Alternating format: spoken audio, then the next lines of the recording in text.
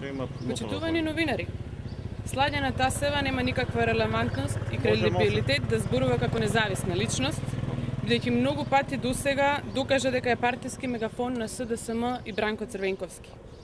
Јасно е дека Слаѓана Тасева ги добива инструкциите од Бранко Црвенковски, на кои таа им дава квази експертска бланда и наводно неутрално ги пласира, но никој не верува на незините изјави дека се автентични.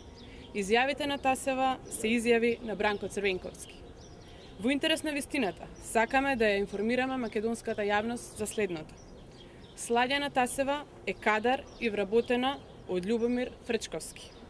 Слаѓана Тасева е дел од така наречените невладини, а во суштина политички послушници и инсталации на Бранко Црвенковски.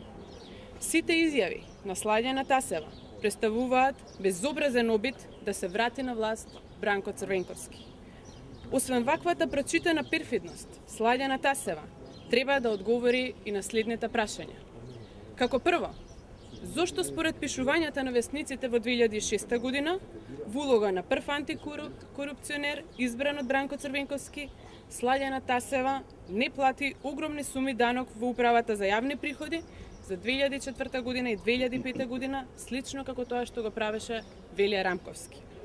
Второ, дали ваквото неплаќање данок од огромни суми на Слаѓана Тасева не е уште една причина зошто таа толку жестоко ја брани криминалната пајажина на кланот Велија Рамковски, најверојатно бранејќи се на тој начин себе си и сопствената пајажина.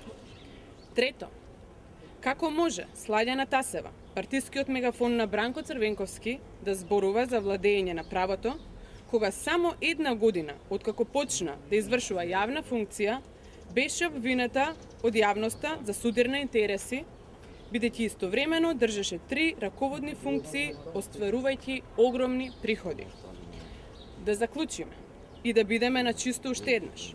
Слаѓана Тасева нема никаков морален, ниту човечки, ниту било каков кредибилитет и достоинство да говори за владење на правото.